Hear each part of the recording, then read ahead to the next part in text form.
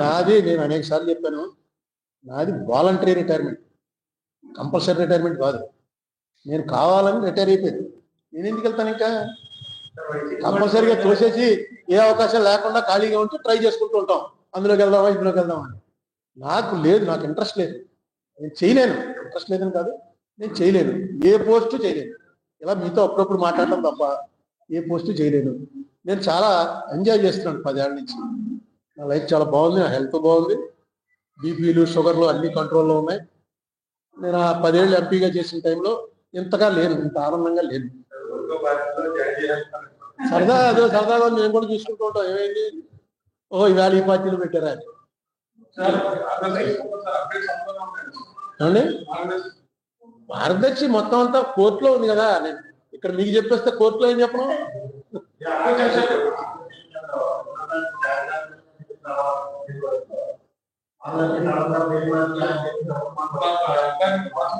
అంటే ఇందులో ఒక చిన్న ఇదేంటంటే క్రిమినల్ కేసు ఇది. రామోజీరావు గారి మీద ట్రయల్ కోర్టులో రాజశేఖర రెడ్డి గారు సీఎంగా ఉండగా కృష్ణంరాజు గారిని ఐపీఎస్ ఆఫీసర్ ఇచ్చిన కంప్లైంట్ క్రిమినల్ కంప్లైంట్. క్రిమినల్ కేసులో ఎలా ఉంటుందంటే ఆర్గ్యుమెంట్ అన్ని రకాల నుంచి కొడతారు. దాంట్లో ఒక భాగం ఇది. దీన్ని అతిపెద్ద ప్లేడరు, ఇండియాలో టాప్ 10 ప్లేడర్ వచ్చాడు రోతగి, ముకుల్ రోతగి అన్నవాడు. సిద్ధార్థ్ లోధరా కన్నా డబల్ ఛార్జ్ చేసేటువంటి ప్లేడర్. అతన్ని తీసుకొచ్చేటప్పటికి ఇది ఒక పెద్ద సెన్సేషన్ అయింది. కానీ యాక్చువల్గా క్రిమినల్ కేసుల్లో ఆర్గ్యుమెంట్ చెప్పేవాళ్ళు అన్ని ఆర్గ్యుమెంట్లు చెప్పేస్తారు. ఏంటి, ఫస్ట్ దొంగతనం చేయలేదండి అని చెప్తారు, నెక్స్ట్ దొంగతనం చేసిన రోజున ఇక్కడ ఊళ్ళో లేదండి అని చెప్తారు, నెక్స్ట్ దొంగతనం చేయడానికి కళ్ళు కలమడం అని చెప్తారు. అన్నీ ఏదో ఒకటి క్లిక్, బెనిఫిట్ ఆఫ్ డౌట్ మీద ఉంటుందంట, ఏదో ఒకటి క్లిక్ అవుతుంది కదా. అలాగే వాళ్ళు వచ్చి చెప్పిన వాదన, వాళ్ళు చేసే వాదన అన్ని కేసుల్లో అందరూ చేస్తారు. కానీ ఇక్కడ చిన్న ఇదేంటంటే ఎవరికైతే సంబంధం లేదు కొడుకునే అన్నారో కొడుకే వేసాడు పిటిషన్. ఆయన ఒక 3 నెలలు 4 నెలల క్రితం నా తండ్రి గారి ఇదే కేసులో, నా తండ్రి గారిది వారసత్వం నాది, నేను ఇప్పుడు హెచ్యుఎఫ్ కట్టని, అందుకని ఈ లిటిగేషన్లో పాల్గొనే అవకాశం నాకు ఇవ్వండి అని ఆయన ఒక పిటిషన్ వేసాడు. ఆ పిటిషన్ వేస్తే నేను ఆన్లైన్ అపీర్ అవుతున్నాను. జడ్జి గారు నన్ను అడిగాడు, నీకేమైనా అభ్యంతరం అని. నాకు అర్థం లేదండి అసలు అని చెప్పాను. నాకు అర్థం లేదండి అసలు, ఎందుకు ఈ పిటిషన్, ఎందుకు ఇప్పుడు అది అవసరం లేదు. వేసారు, ఎందుకు వేసారో మరి, ఏదో లీగల్గా వాళ్ళ ప్లాన్ వాళ్ళకు ఉంటుంది.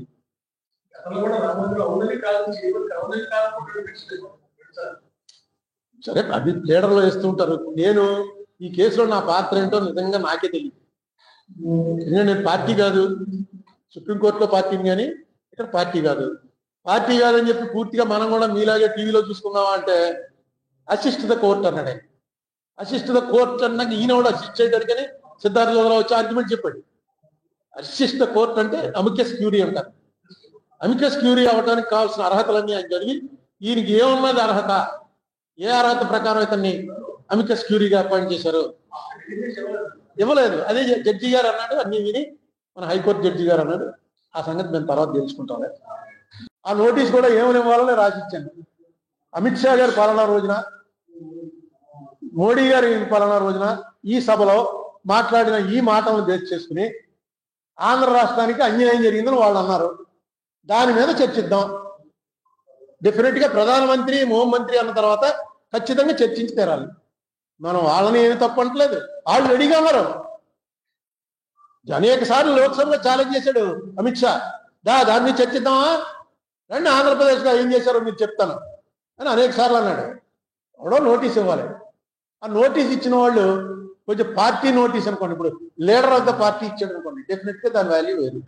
నాలాంటి వాడు ఒక సింగిల్ మెంబర్ ఇచ్చాడు అనుకోండి, దాని వాల్యూ వేరు, అది వెనక్కి వెళ్తుంది. ఎందుకంటే రోజు పార్లమెంట్ నడిచేదే 50 రోజులు 60 రోజులు నడుస్తుంది. అందులో ఇలాంటి షార్ట్ డిస్కషన్స్ ఉండేవే 10 ఎన్నో ఉంటాయి. ఆ 10 డిస్కషన్స్ లో ఏది ప్రయారిటీ అన్నది చూసుకుంటారు. ఈవేళ తెలుగుదేశం పార్టీ ఇచ్చింది అంటే చేసి తీరాలి.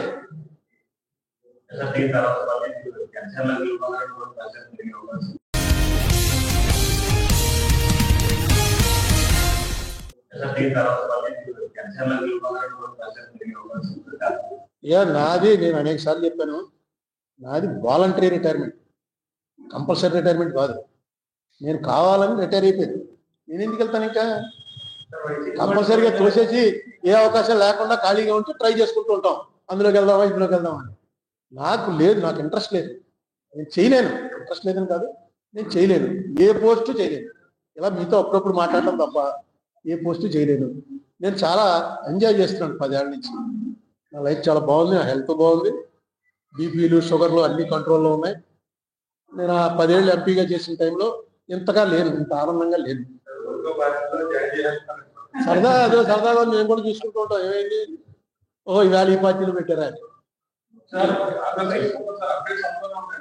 అని. మార్గదర్శి మొత్తం అంతా కోర్టులో ఉంది కదా. నేను ఇక్కడ మీకు చెప్పేస్తే కోర్టులో ఏం చెప్పను.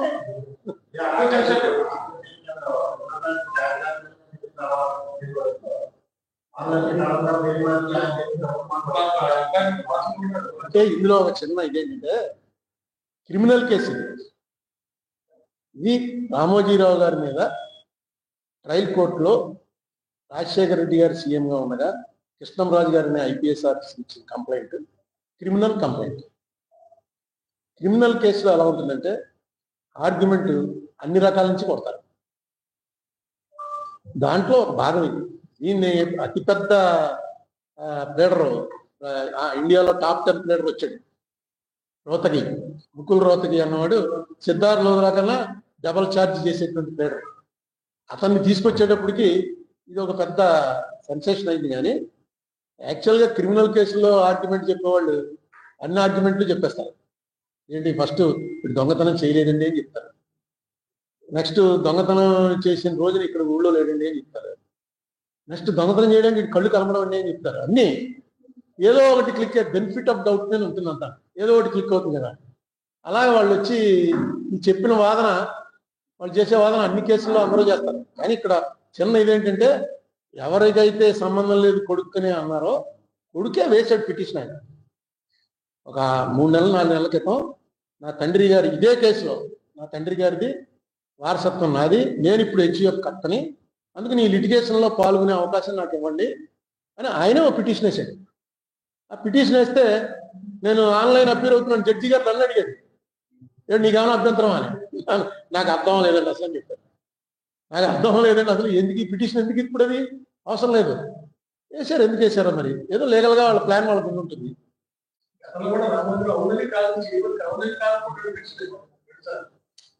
సరే, అది లీడర్లో వేస్తుంటారు. నేను ఈ కేసులో నా పాత్ర ఏంటో నిజంగా నాకే తెలియదు. ఎందుకంటే నేను పార్టీ కాదు, సుప్రీంకోర్టులో పార్టీని, కానీ ఇక్కడ పార్టీ కాదు. పార్టీ కాదని చెప్పి పూర్తిగా మనం కూడా మీలాగే టీవీలో చూసుకుందామా అంటే అసిస్ట్ ద కోర్ట్ అన్నాడు. అసిస్ట్ ద కోర్ట్ అన్నాక ఈయన కూడా అసిస్ట్ చేయడానికని సిద్ధార్థ లోధరా వచ్చి ఆర్గ్యుమెంట్ చెప్పాడు.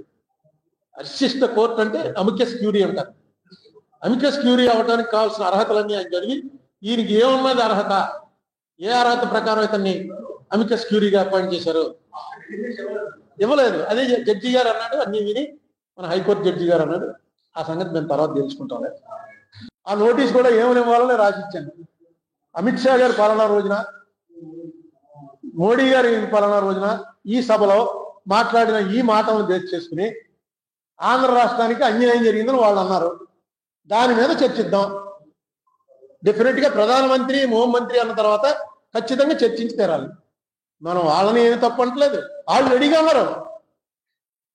అనేక సార్లు లోక్సభలో ఛాలెంజ్ చేశాడు అమిత్ షా, దాన్ని చర్చిద్దామా రండి, ఆంధ్రప్రదేశ్లో ఏం చేశారో మీరు చెప్తాను అని అనేక సార్లు అన్నాడు.